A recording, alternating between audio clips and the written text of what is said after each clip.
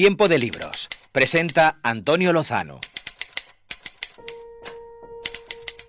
¿Eres amigo de los libros? ¿Los conoces solo de vista o todavía no has descubierto que te encanta leer? Sea como sea, pasa, ponte cómodo y danos una oportunidad, porque ahora, en el 91.3 de la FM, en tempsdelllibres.cat y en ripolletradio.cat empieza Temps de Llibres, Tiempo de Libros, el programa que hace que te entren ganas de leerte encima. Fíjate que a lo tonto estamos ya por nuestra tercera temporada. ¿Quién nos lo iba a decir, eh? Una temporada que viene repleta de novedades. Si nos sigues en las redes sociales ya lo sabrás, y si no, ¿a qué esperas? Bueno, te cuento algunas. La más importante es que tendremos programa todas las semanas, los viernes de 7 a 8 de la tarde. Aunque ya sabes que en formato podcast nos encontrarás siempre que quieras 24/7. Tenemos nueva forma de escuchar el programa, a través de la página de inicio de la web del programa, en tempsdelllibres.cat. Y también tendremos nuevas secciones y nuevos colaboradores que ya irás conociendo a lo largo de estos días. Pero lo que no cambia es que al control sigue estando Jordi Puy y que la voz la sigue poniendo un tal Antonio Lozano, ya sabes, el ciego que te recomienda libros. Y ahora ya sí, empezamos una nueva temporada de Temps de Llibres, Tiempo de Libros. Tiempo de Libros, la entrevista.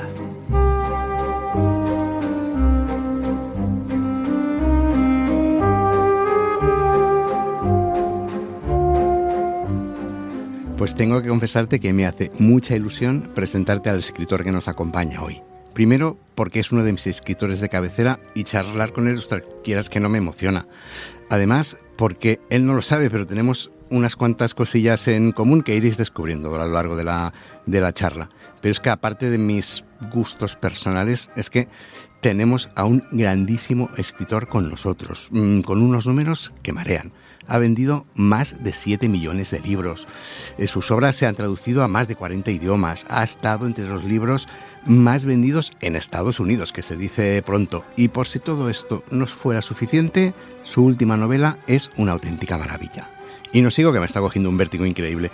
Te hablo ni más ni menos que de Javier Sierra, que viene a presentarnos su última novela. Y hablaremos de él de muchísimas cosas y sobre todo de su plan maestro. Javier, buenas tardes y muchísimas gracias por compartir con nosotros este tiempo de libros. Muy buenas tardes, es un placer, vaya presentación. No te voy a engañar, que me daba un cierto respetillo en entrevistarte, que es que caray, tu currículum me impresiona, y solo he dicho una parte y de la de escritor, de la profesional no hemos hablado todavía, pero una gran amiga del programa y muy amiga tuya, Maribel Medina, me habló maravillas de ti. Dije, no puedo dejar de que nuestros oyentes conozcan a Javier Sierra. Y aprovecho, le mandamos un besito desde aquí a Maribel, que es una grandísima persona. Y ahora ya sí, nos metemos en harina. El plan maestro está editado por Planeta.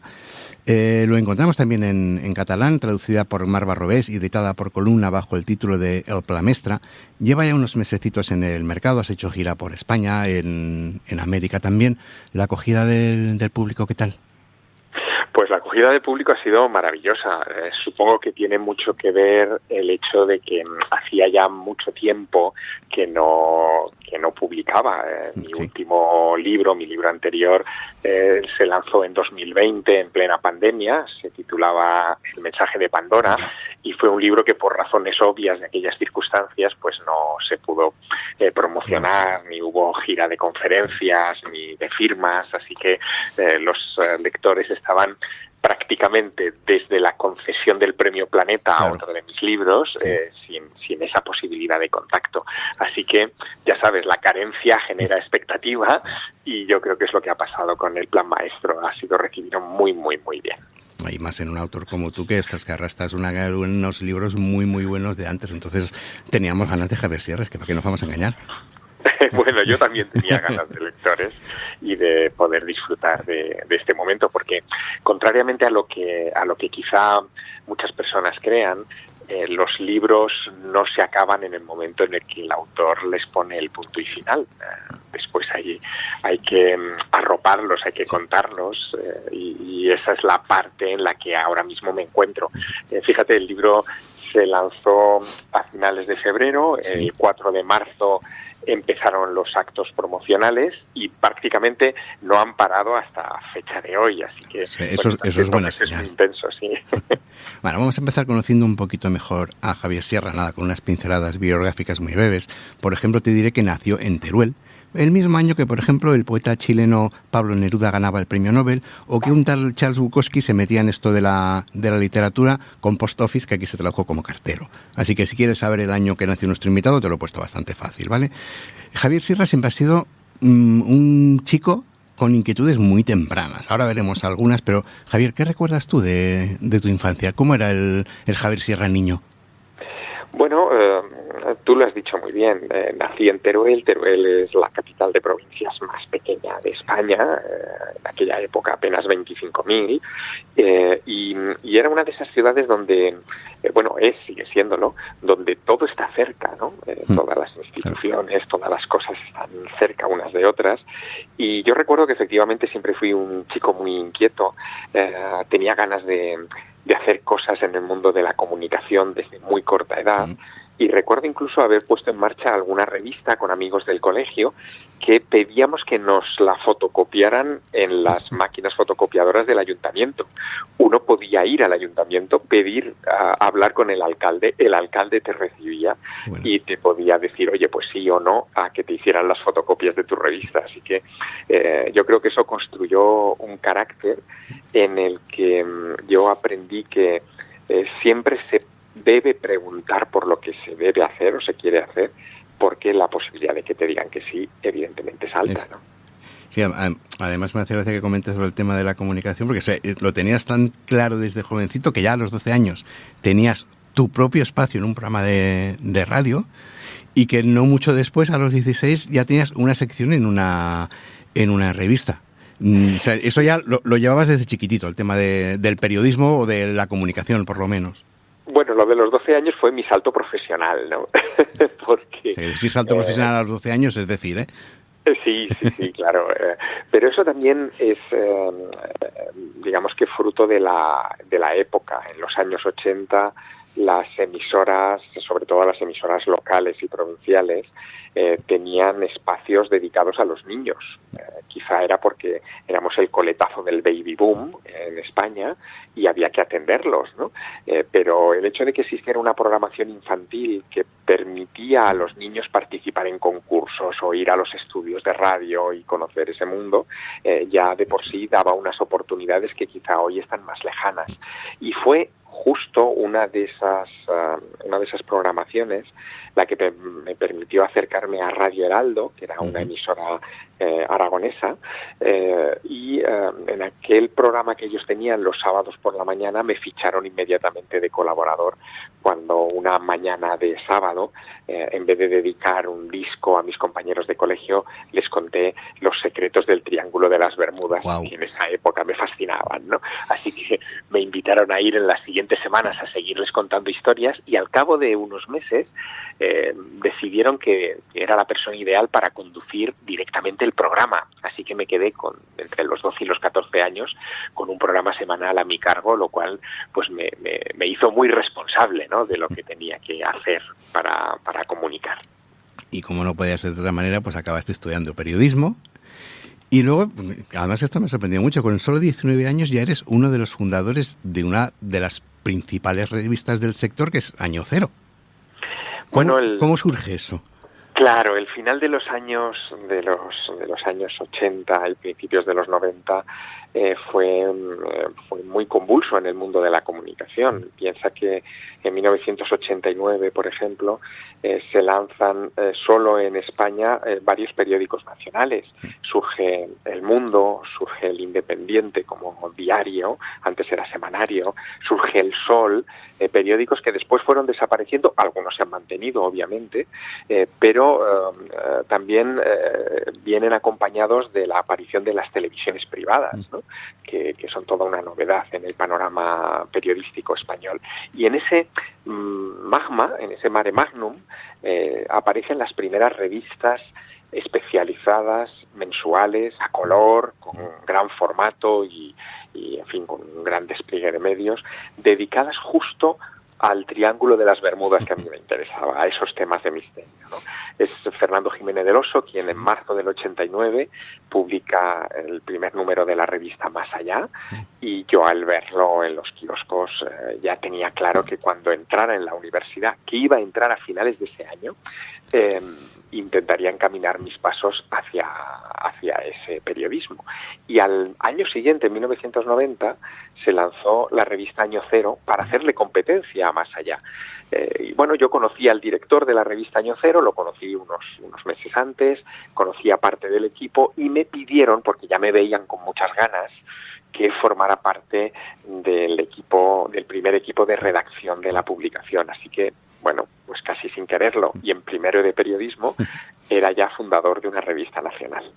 Pues por si no os habéis dado cuenta, a Javier todos estos temas de el misterio, pues un poquito lo paranormal, fenómenos, todo esto le apasiona desde pequeñito, como se está viendo.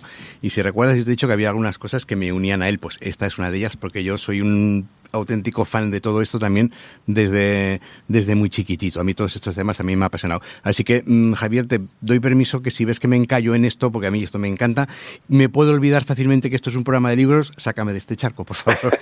Muy bien. Y hemos dicho eso, que te apasiona desde pequeño. De hecho, incluso ya creo que coleccionabas recortes, bueno, coleccionas y sigues coleccionando recortes de noticias sobre los temas estos. Sí, cada día, incluso, en fin, hoy antes de hablar contigo ya he estado revisando la prensa nacional, también la local, en busca de esas pequeñas noticias que rara vez salen en portada, que hay que buscarlas en un rinconcito, imagino, siempre, ¿no? Exacto, pero que suelen esconder las historias mejores, ¿no?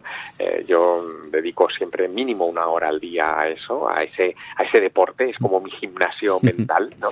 En donde me recuerdo que sigo siendo un cazador de noticias, que me encantan las historias que merecen más espacio o más tiempo en los medios de comunicación, y claro, esas historias siempre están conectadas con algo inexplicable o con algún detalle que, en fin, que merezca un poquito más de profundidad, ¿no? Pueden ir desde, no sé, noticias vinculadas con falsificaciones de obras de arte o robos o expolio de patrimonio en un recinto arqueológico en Soria, a una aparición de una misteriosa luz sobre un cerro en el sur de la península ibérica. Da igual, todo eso me interesa, lo clasifico en carpetas y para mí son como ese alimento al que acudo siempre que necesito asombro, que es la energía que me mueve. ¿Y hubo alguna de esas noticias que fuera la chispa, el detonante para que Javier Serra dijera, caray, estos temas me apasionan, voy a seguir buscando información de esto?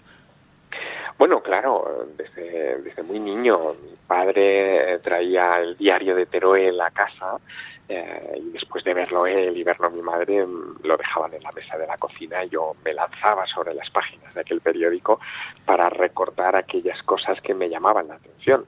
En aquel tiempo, te estoy hablando de los años 70, primeros 80, estaba todavía muy en auge las noticias vinculadas con la exploración del espacio. Se lanzaba la Skylab, el primer laboratorio espacial, o el transbordador espacial, ¿no? Todo aquello a mí me fascinaba, yo lo recortaba y todavía conservo todas esas noticias en mi archivo. Bueno, de hecho, este señor se lo ha tomado esto tan en serio que lo ha llegado a convertir en su profesión también. Ha colaborado, como hemos dicho, en revistas pues como Año Cero, la mítica Más Allá de la Ciencia. Primero salió sin el apellido, solo el Más Allá, que la llevaba el profesor Jiménez del Oso. Y tú llegaste a dirigirla, creo, también, el Más Allá. Sí, yo fui director de esa revista 7 años, desde el año 98 hasta el año 2005. Y bueno, fue un periodo también muy, muy bonito y muy intenso, de gran transformación también para la prensa. Y fue el preámbulo de una época ya mucho más dura, ¿no? Para el periodismo escrito e impreso, porque en este tiempo de Internet y Internet haría su irrupción precisamente en torno al año 95 en nuestras vidas, pues lo que es el periodismo de kiosco ha ido evidentemente empobreciéndose mucho, ¿no? Pero bueno, eso no quita para que yo siga atento, que le deba mucha gratitud, porque incluso si echas un vistazo a mi primera novela, que es La Dama Azul, que es, en fin, es la historia que mezcla la vida de una monja de clausura de la época de Felipe IV, que decían que podía estar en 2 sitios a la vez, con la existencia de una máquina que permitía leer y fotografiar el pasado, que llamaban el cronovisor. Bueno, pues en esa novela, al final de la novela, la cierro con un recorte de prensa, con uno de esos recortes de mi colección, Qué bueno. ¿no? Donde se hablaba de un fraile benedictino que había sido el que había construido esa máquina para obtener fotografías del pasado y que apareció en el Heraldo de Aragón en un viejo periódico de 1972. Yo solo tenía 1 año, pero estaba arramblado en una de las casas de mis abuelos y lo guardé con fervor. Y aparte de en medios escritos, en cadenas de televisión, yo que sé, has participado en casi todas, en Telecinco, en Antena 3, Telemadrid, Movistar Plus, en 4 con Cuarto Milenio con Iker Jiménez, en programas de radio, en podcast. Con todo este periplo has tenido que conocer a muchísima gente interesante. ¿Alguno de estos lo recuerdas con un especial cariño? Me viene la persona, solamente una persona, pero te dejo que digas tú, a ver. Bueno, pues es verdad que me he cruzado con muchísima gente interesante, pero no solo, cuidado, en los platos de televisión. No, o sea, en todo este mundo me refiero. Claro. Fíjate, yo recuerdo unos días de 2011, hace ya algunos años, en un congreso internacional que se hizo en Santa Cruz de Tenerife y en donde tuve la oportunidad de compartir mesa varias jornadas con Neil Armstrong, con el primer hombre que puso el pie en la luna, ¿no? Los dos comíamos espaguetis, por si me vas a preguntar esto. No. Y en aquellas ocasiones, pues charlamos informalmente de muchas cosas. Él no quería ser fotografiado, estaba harto de entrevistas, había acudido a aquel congreso porque se iba a rendir homenaje a los 60 años del primer vuelo de Yuri Gagarin y le apetecía conocer a Alexei Leonov, que fue el cosmonauta soviético designado por Moscú para ser el primer hombre en la Luna. Al final fue Armstrong, pero no se conocían personalmente y acudió a ese congreso por esa razón personal. Pero no quería saber nada de la prensa, así que yo dócil guardé mi grabadora y mi cámara de fotos, en fin, mis armas, ¿no? Y me senté a comer espaguetis con él 3 días consecutivos y charlamos de lo divino y de lo humano y me sorprendió de verdad que aquel hombre que yo tenía idolatrado tenía también detrás una mente curiosa y con ganas de comerse el universo, cosa que casi hizo, ¿no? Con aquel primer vuelo en 1969 a la Luna. ¿Y de todo esto que has hecho, hay algo que no repetirías ni de broma? Pues no sé, yo no me arrepiento de nada, ¿no? No suelo poner cruces rojas ni a las personas, ni a los lugares, ni a las experiencias. Creo que al final todas te enseñan algo, incluso las que son más difíciles, ¿no? Así que yo no me arrepiento de nada. Creo que incluso en algunos errores que los he cometido como todo el mundo, he descubierto cosas que luego me han servido.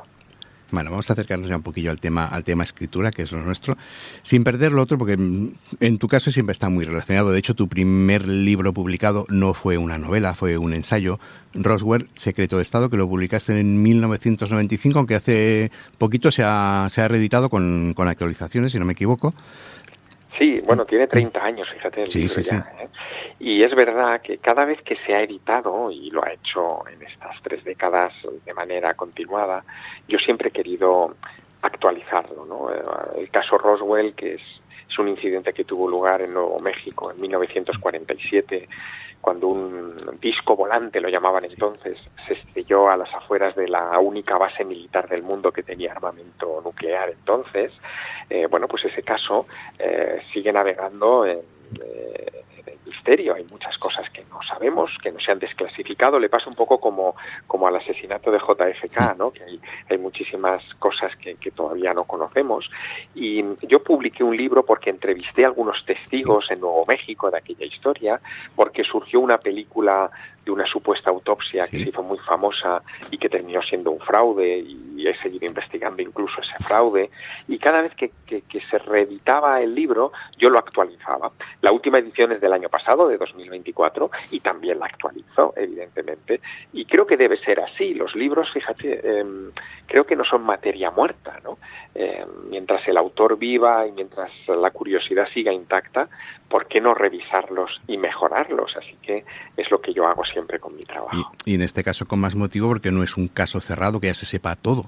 Exacto. ¿Tú crees que algún día llegaremos a saber la verdad sobre esto? Bueno, creo que sí. Al final, estamos en una época en la que es muy difícil guardar un secreto. Lo vemos en las noticias políticas, sin ir más lejos, todos los días, ¿no? Así que creo que por un lado o por otro, las filtraciones terminan permeando el secreto, terminan empapándolo y lo terminan haciendo más débil, y terminan saliendo cosas que nadie esperaba. Con el caso Roswell, igual que con muchos otros casos de aquel periodo de la Guerra Fría, eso ya está sucediendo.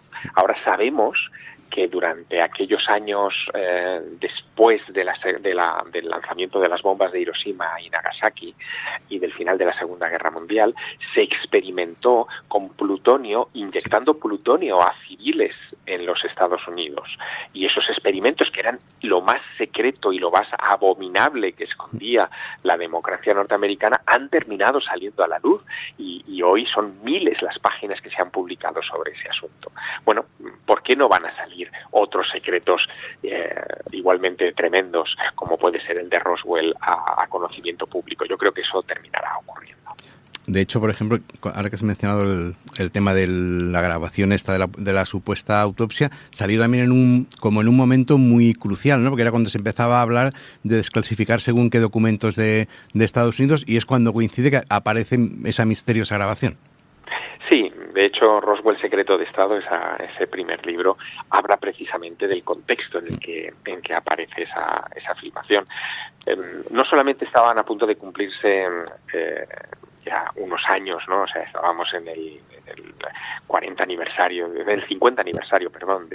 del incidente de Roswell, y que ya merecía una desclasificación, sino que incluso un congresista por Nuevo México había presionado tantísimo a la administración norteamericana para que hiciera una auditoría en busca de los papeles de Roswell, que cuando la hizo, y lo hizo a través de la Oficina General de Contaduría, como el Tribunal de Cuentas de Estados Unidos, llegaron a un descubrimiento asombroso, y es que muchos de los papeles comprometidos del incidente de Roswell habían sido destruidos poco antes de la auditoría por una orden misteriosa, ¿no?, que quedó siempre flotando en el ambiente. Es decir, que obviamente había una intención de ocultación, de cover-up, como dicen ellos en inglés, en torno a este asunto.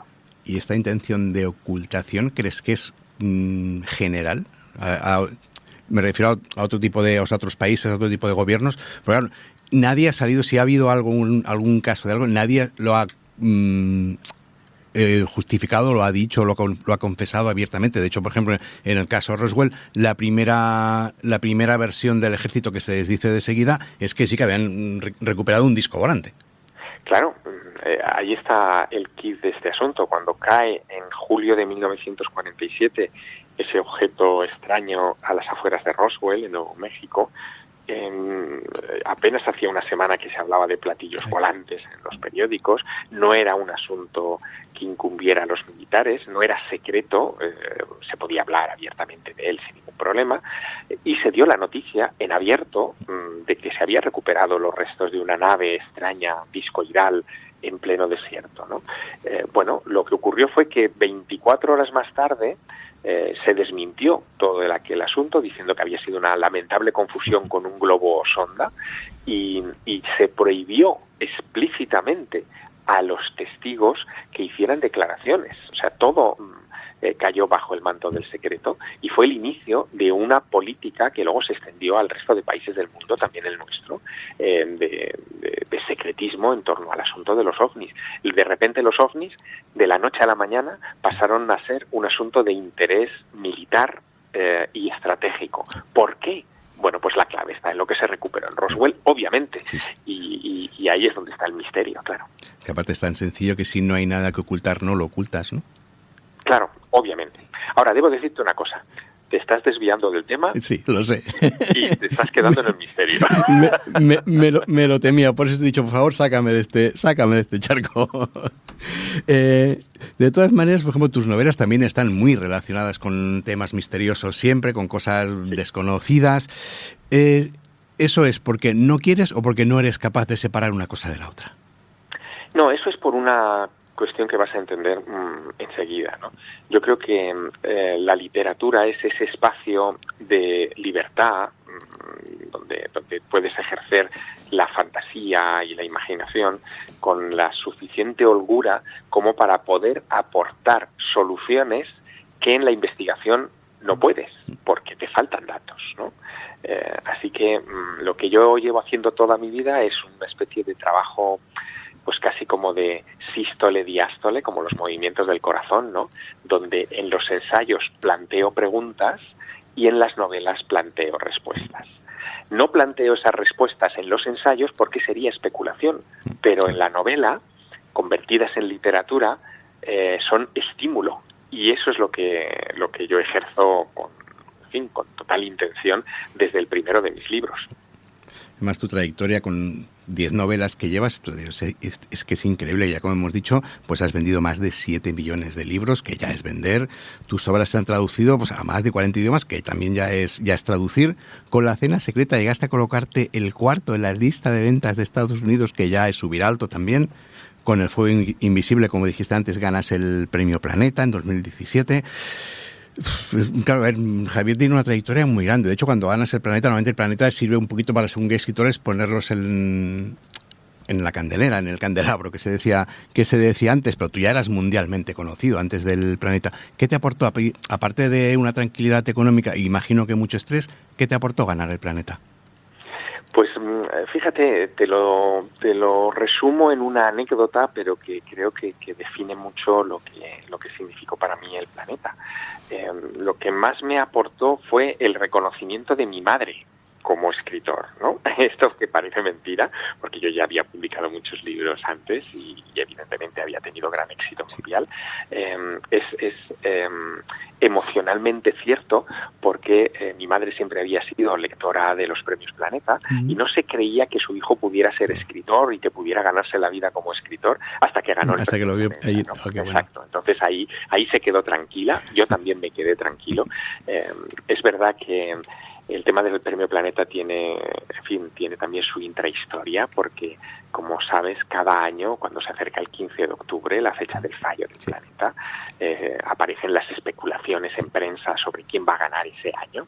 Yo llevaba 10 años en las quinielas, una década en las quinielas del premio Planeta, diciendo Javier Sierra este año va a ganar, y cada año mi madre me llamaba después del fallo del Planeta para decirme, hijo, has perdido otra vez el premio Planeta. No es que lo hayas ganado, es que lo has perdido, ¿no? Claro, yo no lo había perdido porque no me había presentado nunca, ¿no? Pero bueno, era la manera de la que se veía esto desde afuera y al final yo creo que más por presión de mi madre que por la propia editorial decidí presentar un manuscrito a concurso. Ese fue el fuego invisible y bueno, pues ahí se acabaron las presiones para siempre, ¿no? Y ahora que hablas de presiones, con todo este currículum, cuando vas a sacar novela nueva, ¿no sientes una presión añadida pues por la expectación que se genera o al revés? ¿Eso es una motivación sabiendo que hay más gente esperando la nueva novela de Javier Sierra? Mira, yo lo que siento es una gran ilusión cuando voy a sacar un libro nuevo. Primero porque, y esto no se ve habitualmente ni tampoco se cuenta, pero primero porque detrás de cualquier gran lanzamiento literario hay siempre el trabajo de un gran equipo. No es solamente la labor del escritor, que es fundamental, obviamente, porque sin libro no hay nada, sino que también hay un gran equipo detrás de gente que trabaja en muchos sectores de la editorial, desde el que diseña la portada, el que elige el papel adecuado, el camionero que traslada los libros a las librerías, los libreros, en fin, hay mucha gente implicada. Y cuando yo saco una novela, soy muy consciente de ese trabajo en equipo. A mí me gusta trabajar en equipo, creo que viene de mi época de periodista, cuando trabajaba en redacción y teníamos que sacar de la nada una revista de 150 páginas todos los meses. Sé que sin equipo no se logra nada. Y luego está la ilusión, obviamente, de ver la cara del lector o la lectora que se acerca a la novela y que desean perderse durante un tiempo en las páginas de ese mundo que has construido para ellos, ¿no? Eso es muy bonito, es una alquimia muy, muy particular, pero que también implica una gran responsabilidad. Yo siempre intento que todas mis novelas, pese a que abordan temas de misterio, a veces algún tema así un poco más espinoso, que siempre sean novelas en positivo, ¿no? Parece que vivimos una época donde el libro tiene que gotear sangre, ¿no? Para venderse. Yo no creo eso. Creo que los libros que también aportan luz, que tienen algo de faro para el lector, son necesarios en una época de oscuridad como esta, ¿no? Y yo trato de construir ese tipo de libros. Como escritor, además, pues has tenido un montón de reconocimientos. Eres hijo predilecto de tu ciudad natal, de Teruel. Le han puesto tu nombre a una biblioteca, a un parque, a una calle en Negrilla de Palencia, en Salamanca, y a una plaza en un pueblecito de Teruel muy pequeñito que se llama Libros, que aquí hago una pausa porque los oyentes del programa, si eres fiel oyente, ya sabes dónde está Libros, porque lo conoces, porque en el programa hemos hablado del pueblo y hemos hablado con su alcalde para promocionar la feria que hacen allí, Libri. Y de estas cosas que yo tenía coincidencias con Javier, es que en este pueblecito, y los que me conocéis ya lo sabéis, mi padre nació y se crió allí, en Libros, un pueblecito de 100 personas de habitantes. Sí. Entonces, claro, a ver, yo hablé, una de las veces que vino Maribel al programa, pues claro, me explico, oye, ¿cómo salió la posibilidad? Y te echó la culpa a ti. Dice, esto es cosa de Javier Sierra, que me llamó un día, quiero saber tu versión, ¿cómo se te ocurre hacer la feria en Libros? Bueno, Maribel te ha contado la verdad. Es decir, sí, un poco yo fui el responsable, pero casi sin querer, ¿no? Libros es un pueblecito que está pues a unos 30 y pico kilómetros de Teruel, en la carretera que une Teruel con Cuenca, y esa carretera yo obviamente en mi infancia la hice en varias ocasiones con mis padres, y siempre me llamó la atención que hubiera un pueblo que se llamara Libros y que no tuviera ni biblioteca, porque es un pueblo de 100 habitantes, ¿no? Así que cuando Maribel Medina me planteó hace unos años el proyecto que estaba desarrollando, que es en fin un regalo para los lectores, que es Mi Pueblo Lee, una iniciativa para organizar festivales literarios en pueblos de menos de 10.000 habitantes de España, yo le planteé la loca posibilidad de que presentara su proyecto en el único pueblo de Europa que se llama Libros, que es Libros de Teruel. Y ella, dicho y hecho, se movió rapidísimamente, habló con Raúl Arana, con el alcalde, un jovencísimo alcalde, que se entusiasmó con la idea, que cayó en la cuenta de que su pueblo se llamaba Libros, y con todo lo que eso implicaba, y decidió impulsar este movimiento, ¿no? Así que hoy Libros es, pues cómo decirte, es como el Toboso en el Quijote, ¿no? Sí. Un lugar donde uno puede detenerse a hablar de lo que más le gusta y a reponerse del camino. Sí, es un poco como esa aldea de los galos, ¿no? Que está ahí envuelta en ese mare magnum del mundo y ahí está Libros en medio. Sí, es verdad. Y claro, una de las cosas que hicieron, que a mí es verdad que me llena de orgullo, es que transformaron la eponimia, los nombres de las calles del pueblo, y decidieron cambiar los nombres de las calles por nombres de escritores contemporáneos. Y la primera acción fue en poner encima del cartel de Plaza Mayor, donde está la iglesia, el ayuntamiento, donde está lo que tiene todo pueblo pusieron Plaza de Javier Sierra, ¿no? Bueno, eso es muy bonito, sí. Para mí fue un reconocimiento hermoso. Y es verdad que se suma a otros como los que tú antes mencionabas. Tú decías, te han dado tu nombre a una biblioteca. No, cuidado. No es una biblioteca, es la biblioteca de Teruel, es la biblioteca pública del Estado. Pero más allá de eso, de su función institucional importante, es que es la biblioteca de la que yo me hice socio de niño. Wow. O sea, mi primer carné de verdad, no los carnés del FBI que yo me dibujaba, sino mi primer carné de verdad fue el carné número 8 de la biblioteca sector infantil de ese centro que hoy lleva mi nombre. Y eso es emocionante, sí. porque yo aprendí de alguna manera a leer, a descubrir los libros y los tebeos y muchas cosas que se leen en esas paredes. En tus obras hemos dicho antes que están traducidas a muchos idiomas. Aquí voy a mi terreno un poquito. Uno de esos idiomas a los que está traducida es el braille. En la 11, gracias a Dios, tenemos pues muchas de tus obras. Si no es en braille, es en Daisy, que es un formato de audiolibro. Creo que las tenemos, no sé si todas, pero prácticamente. Y yo siempre me gusta preguntar por el tema de accesibilidad de los autores. ¿Lo controlas tú de alguna manera? El tema, el braille, ¿no? Que esto ya nos encargamos en la 11, pero el tema de audiolibros, que aparte de la gente de la 11 ahora está muy de moda y llega a mucho más mercado, hay muchas plataformas que se dedican. ¿Lo controlas tú en tu caso de alguna manera o lo dejas más en manos de la editorial? No, lo vigilo, digamos, ¿no? Y lo vigilo porque, mira, en esa Biblioteca Pública del Estado que hablábamos antes, de Teruel, la que lleva mi nombre, he querido desde el primer momento que allí descanse un ejemplar de cada una de las ediciones y versiones de mis libros en todos los idiomas del mundo. Es lo que allí llaman el legado Javier Sierra, y efectivamente ese depósito, que está vivo, pues se va enriqueciendo con cada aportación. Así que cuando 11 hace una versión en braille de cualquiera de mis novelas, yo pido un ejemplar, bueno, que son varios tomos, como sabes, sí, ¿no? Sí. Para que esté ahí y junto con el resto de mi obra. Y si hay una versión en audiolibro, también. De hecho, por ejemplo, una cosa que sí que vengo haciendo últimamente es que algunos de mis libros los leo yo. Esto quizá hay mucha gente que no lo sabe, pero hay libros como, por ejemplo, El Plan Maestro, este último trabajo, o El Maestro del Prado, en los que el protagonista es Javier Sierra. Es un Javier Sierra de ficción, pero es Javier Sierra, sí. Y que cuenta la historia en primera persona. Luego, creo que era casi obligatorio que los leyera yo. Hay otros libros como los ensayos, ¿no?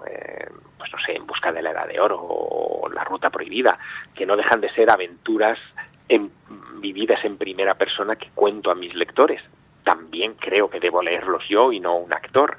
Así que todo eso configura un patrimonio literario que yo vigilo, que quiero que quede bien, porque soy muy consciente de mi finitud. Es decir, sé que dentro de 100 años yo ya no estaré aquí y que habrá lectores que se acercarán a mi obra y que me gustaría encontrasen una obra bien construida, ¿no?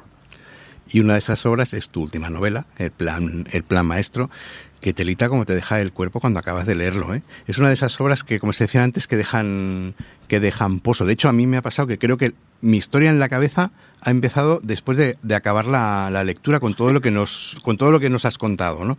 Entonces, yo sé, sin avanzar mucho, cuéntanos un poquito eso, de qué va el plan Maestro, sin hacer spoilers. Bueno, El Plan Maestro es una novela que expande una experiencia literaria anterior que fue El Maestro del Prado.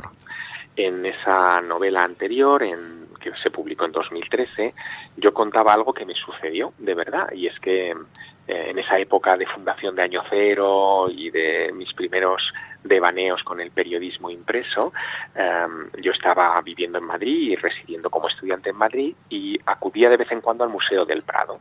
Y en una de aquellas visitas, un señor mayor me abordó mientras miraba un cuadro de Rafael y me dio una lección magistral de cómo tenía que leer ese cuadro. Bueno, aquel señor desapareció, no volví a cruzármelo nunca nunca más, pero volví muchas veces al Prado intentando cruzarme con él de nuevo sin éxito. Esa actitud un poco romántica, ¿no?, de quien ve a una chica guapa y vuelve al sitio para ver si se la vuelve a cruzar, generó una pequeña cicatriz en mi alma que solamente sané cuando lo convertí en personaje literario. Y ahí construir esa figura de un maestro que en un museo te enseña a interpretar las claves secretas del arte. El libro se publica en 2013, se traduce en muchos países y empiezo a recibir cartas de lectores que, para mi sorpresa, han tenido la misma experiencia que yo. Han estado en museos, se les han acercado desconocidos, les han explicado algo que les ha cambiado su visión del arte para siempre, y de repente pensé, a ver si va a existir un, entre comillas, ejército o grupo de personas, de maestros en museos de todo el mundo que están ahí pendientes de cambiarnos nuestra mirada, ¿no? Y con esa idea tan simple empecé a construir el Plan Maestro. Y el Plan Maestro es un viaje que en realidad arranca en las pinturas rupestres y termina en la pintura contemporánea, por todos esos maestros, porque esos maestros no son propios de los museos, ahí está el gran hallazgo de este libro, sino que están también en los mitos antiguos. Hay un montón de relatos de dioses en el pasado de la civilización humana que llegan, te enseñan algo y después desaparecen para siempre. Así que, aprovechando esa idea de arquetipo, construyó una novela que va poco a poco cincelando la forma de entender el arte del lector. Y como bien has dicho antes, empieza este recorrido, este viaje por la trayectoria del arte en unas cuevas de Cantabria, que además esa trama de la novela la protagonizas tú con tu familia. Sí, efectivamente. Claro, pero casi lo pedía el libro, ¿no? Si aquel primer trabajo que fue El Maestro del Prado, yo contaba mi experiencia de adolescente, en este segundo trabajo ya es un Javier Sierra maduro que tiene familia, ¿no? Ya no está estudiando en Madrid, no está soltero, está casado, tiene 2 niños y que se lleva a esos niños a una pequeña aventura. Eso pasó de verdad, es decir, eso que yo cuento al inicio de la novela, con mis hijos en las cuevas de Cantabria, siendo ellos muy pequeños. Lo que llamas la Operación Vultus, ¿no? Exacto, sí, porque quería comprobar algo que seguro que cualquiera de los oyentes que están escuchándonos, que tenga hijos o nietos, sabe, ¿no? Y es que los niños de pequeña edad tienen una enorme capacidad de relación que les permite, por ejemplo, ver caras o escenas en las nubes o temer un monstruo que está escondido debajo de su cama porque ve una sombra rara debajo de la cama, ¿no? Esa mirada animista que interpreta en clave de criatura viva todo lo que hay a su alrededor, es una mirada que permite descubrir arte en las cuevas rupestres, porque muchas veces el arte de las cuevas simplemente se esboza, es una pequeña pincelada, una pequeña línea, un raspado en la pared que forma parte de una figura que si no tienes esa mirada de niño no ves. Yo a eso lo llamo la segunda mirada, lo extiendo a lo largo de toda la novela y de alguna manera entreno a mis lectores para que la recuperen, porque todos la hemos tenido en nuestra infancia. De hecho, tú un poco como escritor te conviertes en un maestro instructor de los lectores también. Intentas enseñarnos a mirar las obras de otra manera. Sí, bueno, ha sido un efecto colateral, ¿eh? No es que yo empezara el libro pensando que iba a ser maestro de nadie, ni muchísimo menos, pero claro, sí, al final, casi sin querer, me he convertido en instructor de mis lectores, ¿no? Bueno, supongo que es lo natural, ¿no? Sí. Que al final la transmisión de conocimiento desde la noche de los tiempos se produce así, ¿no? De maestros a sus aprendices, y esos aprendices terminan a su vez convirtiéndose en maestros. Bueno, si sirvo para que la correa de transmisión del arte y de su simbolismo y de cómo interpretarlo desde una mirada más amplia llegue a las futuras generaciones, pues bienvenido sea. Oye, ¿tus hijos cómo se han tomado eso de salir en la novela y que los llame champiñones? Bueno, pues regular, porque mis hijos están en la adolescencia, ya empiezan a ser adultos, y sobre todo mi hija en algún momento me ha reprochado que cuente cosas de su infancia, ¿no? Pero hombre, ¿cómo hablas de esta cosa, no? Ahora me lo digamos que me lo reprochan suavemente, pero creo que en breve se darán cuenta de que en realidad les he hecho un regalo para su memoria futura. Y ese personaje que te encontraste en el Museo del Prado, que en la novela lo bautizas, no sé si es nombre real o no, como Luis Fobel, ¿qué tuvo para que te cautivara tanto, para que te atrayera, hicieras la primera novela y, bueno, después, visto lo visto, haya una continuación en esa historia? Bueno, fue una de esas personas que se cruzan en la vida de todos nosotros, que te cambian, ¿no? De alguna manera tu percepción o hacen que se ajuste tu comprensión del mundo. No sabes muy bien cómo se produce esa magia, pero en ocasiones es una palabra adecuada, es una alusión a una lectura común, es, no sé, la interpretación de algo que tú le has dado vueltas previamente. Bueno, supongo que hay muchos factores de casualidad, si es que esta existe en esta cuestión, ¿no? Pero sí, a mí aquel Luis Fobel, me dejó absolutamente magnetizado, ¿no? Hipnotizado con su explicación del arte, y de hecho me sirvió con los años para ir tirando del hilo de algunas de sus lecciones. No puedo ocultar que cuando yo escribo y publico en 2004 La cena secreta, que habla sobre el mural de Leonardo da Vinci y los años que él dedicó a pintarlo en Santa Maria delle Grazie, en la capital de los Sforza, pues no oculto que algunos de los hilos que yo desarrollo son hilos que a mí me enseñó Luis Fobel delante de aquel cuadro de Rafael, ¿no? Es decir, que sin quererlo, aquella cita inesperada, aquel encontronazo, bueno, pues ha modulado una parte importante de mi literatura. Claro, ahora que mencionas todo esto, en mucha parte de lo que es arte, en cuadros, hay obras que esconden eso, que esconden mensajes o guiños para aquellos que sepan leerlas o que sepan interpretarlos. No es una cosa puntual. No es una cosa puntual, y de hecho algunas de las obras que reproduzco a color, porque la edición es maravillosa, sí, del Plan Maestro, ¿no? En las páginas de este libro, algunas de esas obras son obras muy importantes, muy claves en la historia del arte, ¿no? Estoy pensando, por ejemplo, en La primavera de Sandro Botticelli, donde si tú miras el cuadro desde una perspectiva y interpretas los huecos que dejan los árboles en la escena de La primavera de Sandro Botticelli, aparecen cosas que no deberían estar, ¿no? Y eso es muy curioso, es como ver caras en las nubes, cosa que, por cierto, por ejemplo, Alberto Durero incorporaba en sus grabados. Cada vez que Durero pintaba un almohadón, en realidad las propias arrugas del almohadón escondían caras. Y si tú sabes eso, cuando ves los almohadones de Durero empiezas a ver, claro, retratos, ¿no?, que no estaban ahí. Bueno, pues eso tiene que ver mucho con esa segunda mirada que hablábamos antes de los niños en las cuevas rupestres, ¿no? Sí, este libro, esta novela, este Plan Maestro, creo que es más que literatura, es casi un manual de percepción del arte. Fíjate que has mencionado, y me ha hecho gracia que lo menciones, el tema de la edición cuidada del Plan Maestro, porque si a mí desde que perdí la vista hay algo que he hecho en falta mucho, es leer un libro, el físico, el coger, el pasar las páginas, el ver las letras, y en este caso me ha dolido mucho más porque es eso, es una edición súper cuidada, con reproducciones de los cuadros. Yo no lo he visto, me lo han contado, pero dicen que es muy bonita, y claro, también te digo, que no sé si te lo habrán dicho más veces, pero por un lado sí que lo encuentro a faltar, pero es que tu literatura es muy, tu narrativa es muy visual. O sea, si conoces un lugar o si conoces un cuadro, leyéndote lo evocas de seguida. Y si no lo conoces, es que la imagen mental te viene al momento de lo que estás intentando narrar. Quizás sea un efecto colateral de mis años del periodismo, ¿no?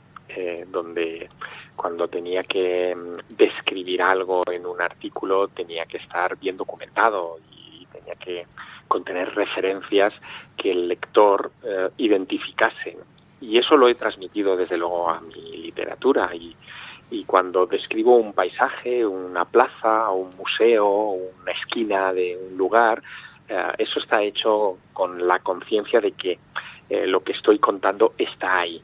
Eso genera algo que es un efecto colateral que yo no me esperaba cuando empecé a escribir, pero que ahora ya lo tengo como muy muy interiorizado, y es que mis lectores en cierta medida ya no son solo lectores, se convierten en cómplices. Tú decías antes que la historia del plan maestro había empezado en tu cabeza después de terminar el libro. Bueno, pues eso es la complicidad, cuando de repente, más allá de las horas de lectura de una aventura como el plan maestro, te llevas contigo lo que has aprendido en esas páginas y lo aplicas en la medida de tus posibilidades a tu vida cotidiana. Yo ya no tengo, y exagero un poco, pero quizá no tanto, yo ya no tengo lectores, lo que tengo son cómplices, y eso me encanta, ¿no? Y supongo que todo este trabajo a la hora de buscar información también te ha tenido que ser un currazo. Sí, pero a la vez es lo más estimulante de todo, ¿no? Sí. Fíjate que yo trabajo entre dos grandes mesas, como si fueran dos grandes mesas de comedor, ¿no? Y las tengo siempre llenas de papeles. En una tengo el ordenador, en la otra tengo montañas de libros, de referencias, etcétera. Y las dos mesas que he ocupado durante mucho tiempo para hacer el plan maestro, todavía no las he desmantelado.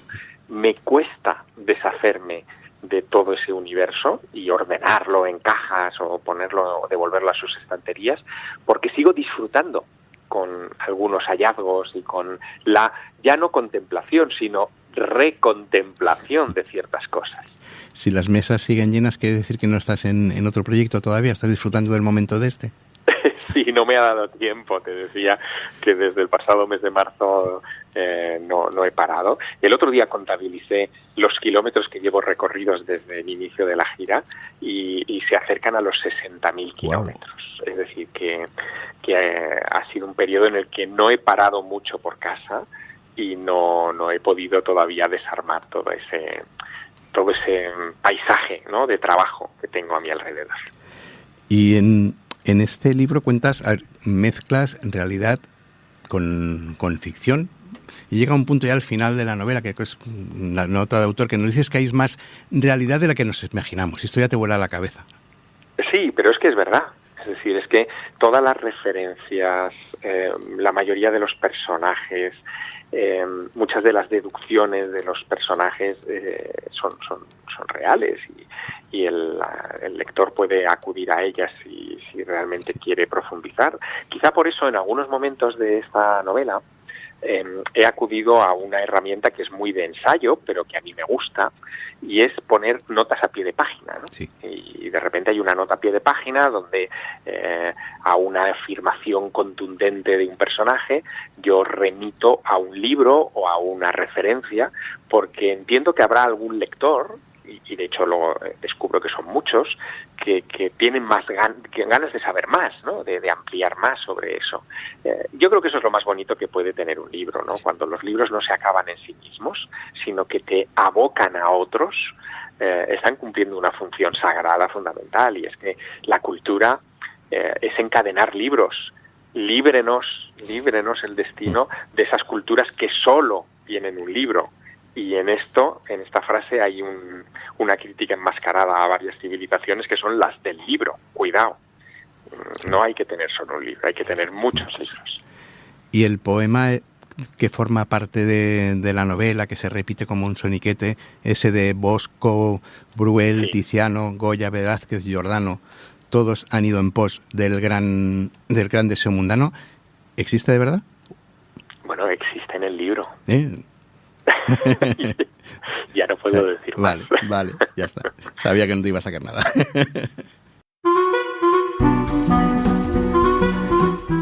Au Pim Pam Test. Un libro de tu infancia. 20.000 leguas de viaje submarino. Un libro que te haya marcado. El 8 de Catherine Neville. Me encantó. ¿Tienes un autor favorito? Tengo muchos, pero en esta época Juan Eslava Galán. ¿Qué género te gusta más leer? Cada vez más ciencia ficción. ¿Cuántos libros tienes ahora mismo en la mesita de noche? Tengo una columna peligrosa, deben rondar en torno a los 17, 18 libros más o menos. Digamos que parece que hay una mesita de noche debajo de los libros, ¿no? Sí, efectivamente. Si un libro no te gusta, ¿lo acabas o lo dejas? Lo dejo, pero no lo tiro, lo guardo. Si has visto la película, ¿lees el libro? Generalmente no. Y al revés, si has leído el libro, ¿miras la película? Sí, y siempre me decepciona. A mí me pasa igual. Para hablar de tu libro, ¿mejor un club de lectura o una presentación? Ambas valen, pero a mí me divierten más los clubes de lectura porque interaccionas. Sí, tanto la gente se lo ha leído, puedes hacer spoilers también. Claro. ¿Has fingido alguna vez haberte leído un libro pues para hacerte el interesante o para quedar bien? No, cuando no los he leído suelo callarme. Si un periodista te ha hecho una mala crítica y luego te lo encuentras, lo saludas, te haces el longuis. Sí, lo saludo y de hecho eso ha pasado muchas veces y algunos de esos críticos furibundos han terminado siendo amigos míos. Soy de buen carácter. Si solo pudieras salvar un libro de tu biblioteca, ¿cuál cogerías? Oh, qué difícil. Pues quizá Realidad Daimónica de Patrick Harpur. Es un libro que publicó Siruela hace algunos años y que trata de encontrar una interpretación a todos estos enigmas que a ti y a mí nos interesan. ¿Tienes mal rollo con algún compañero de profesión, con algún escritor? No hace falta decir nombres, ¿eh? No, la verdad es que en eso sí que puedo decir que me llevo bien con la mayoría y si alguno no me llevo, pues no me llevo, pero no mal rollo. Si tuvieras que escoger a un escritor de cualquier época para hacer un libro a 4 manos, ¿con quién te gustaría hacerlo? Bueno, es una gran pregunta, pero me encantaría trabajar con Umberto Eco. ¿Es esta la peor entrevista que te han hecho nunca? No, al contrario. ¿Has mentido alguna vez en una entrevista para quedar bien? No, pero he respondido de manera políticamente correcta. Pues bueno, Javier, ese fuego invisible del tiempo ha acabado por consumir el que teníamos para charlar contigo. El plan maestro de nuestro programa pues llega hasta aquí, pero a los oyentes digo que no se preocupen porque la dama azul de la curiosidad hará que este ángel no permanezca perdido durante mucho tiempo y que este maestro del prado, de la palabra y de la escritura no necesite ninguna cena secreta para sorprendernos con una nueva historia, esperemos que muy pronto. Javier, la verdad ha sido todo un placer y un honor compartir contigo este tiempo de libros. El placer ha sido mío. Llámame otra vez. Por supuestísimo. Un abrazo muy grande, Javier. Un abrazo.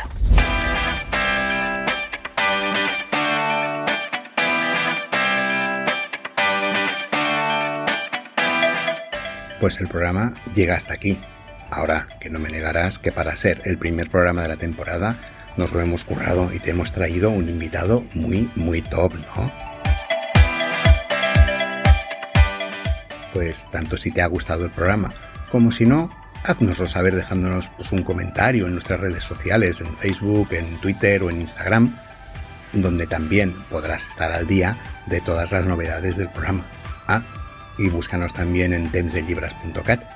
Nosotros volveremos el viernes que viene con un programa especial desde la Setmana del Llibre en català. Así que no te lo puedes perder.